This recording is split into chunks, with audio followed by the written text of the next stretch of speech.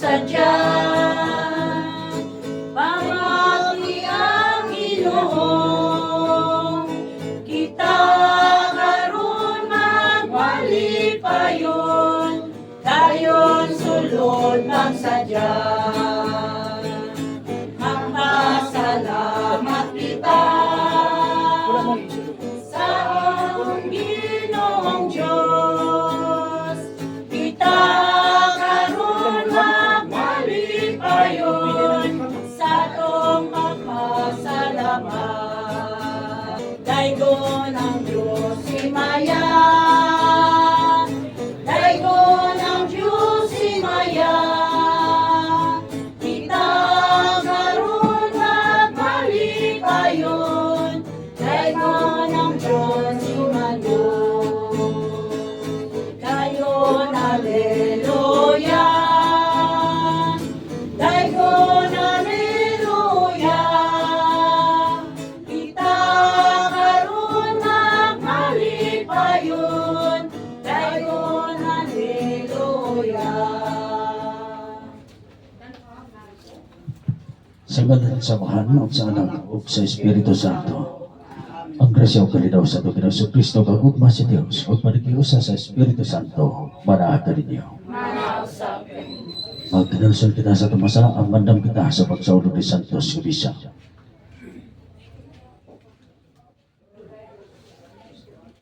Kitang tanan, nagkakumpisan ako sa Dios.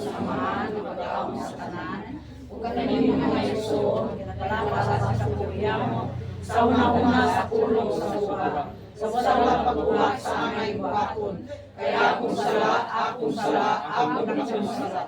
Busan ang muyok kung sa magagalan na naulay, sa tanan ng mga ito masasalos, o kanilang mga igsoon, aron nila sa pinagiging mahal.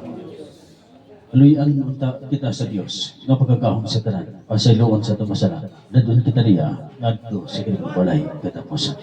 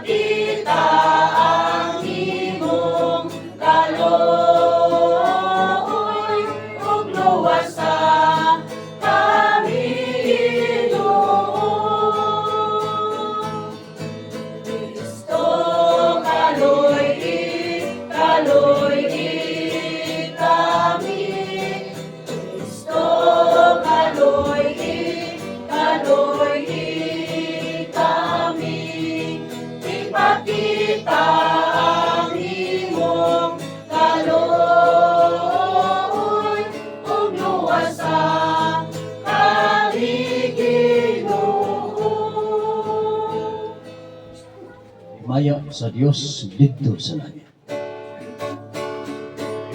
Maya sa Diyos ito sa langit,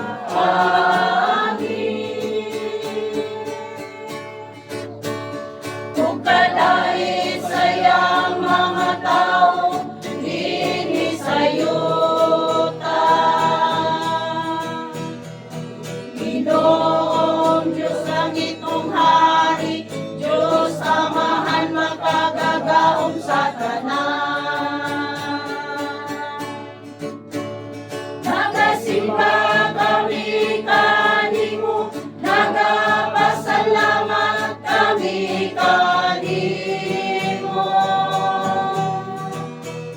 Nagadaig kami kanimo, tungod sa imong himaya. Himaya sa Diyos dito sa langit.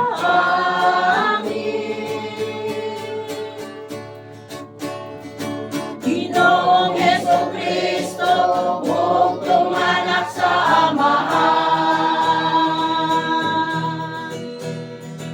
Ginoong Diyos, Kordero sa Diyos,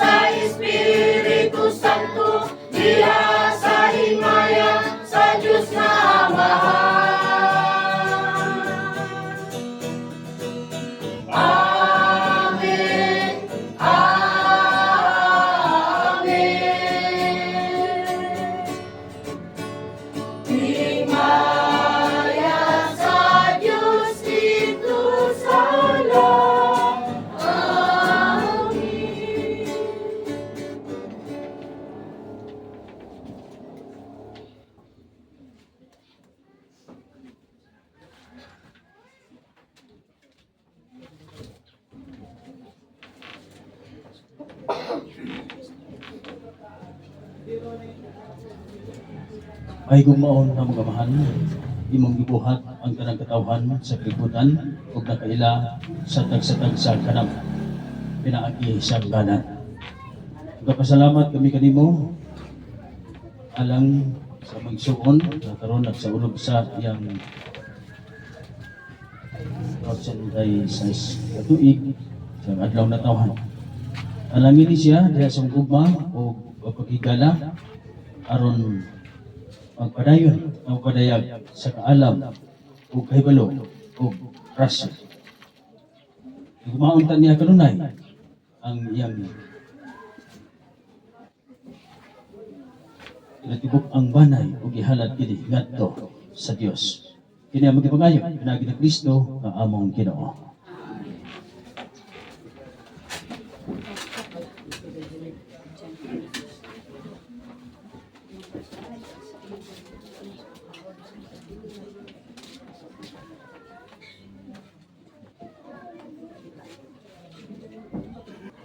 Pagbasa gikan sa sulat ni San Pablo ngadto sa taga-Efeso.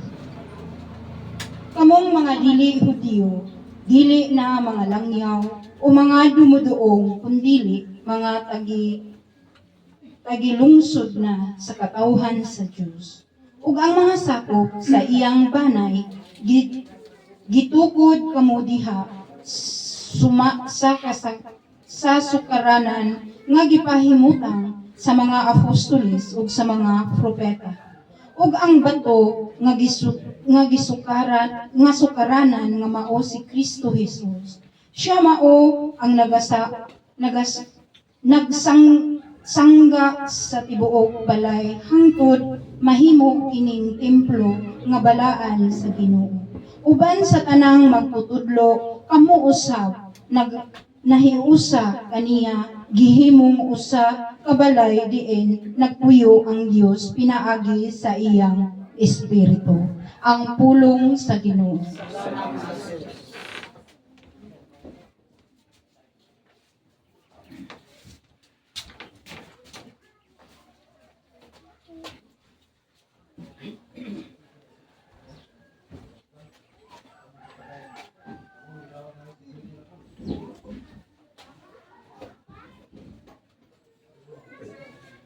Ang ilang mensahe migula latas sa tibuok kalibutan.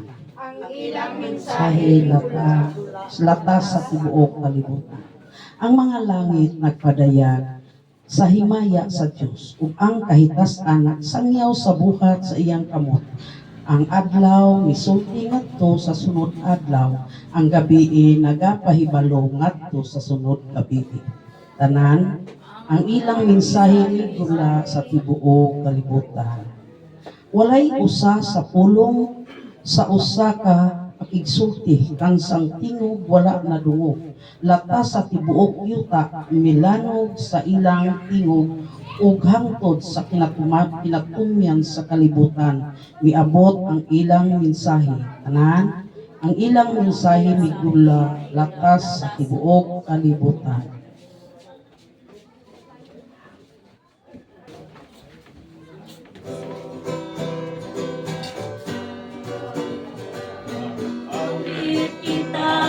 Hallelujah, mag-awit kita,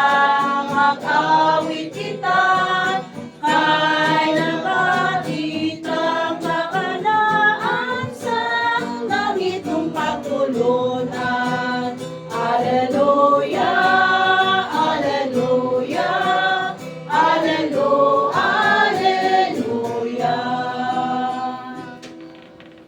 Ang Ginoo managa ninyo. Ang Santos Evangelyo sumala ni San Lucas. Itong panahon na tungas si Isos sa usa ka bungtod aron pag-ampo. O dito nag-ampo siya sa Dios sa tibuok gabi. Pagkaadlaw na, gitawag niya ang iyang mga tinunan o gipili niya ang napulog duha kanila nga ginganlan niya apostoles.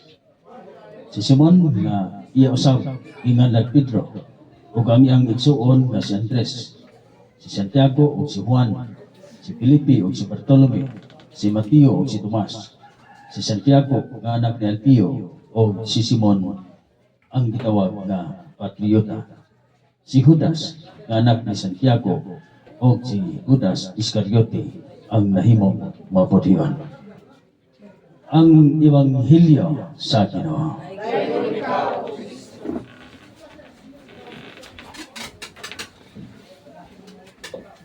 Pasensya kita.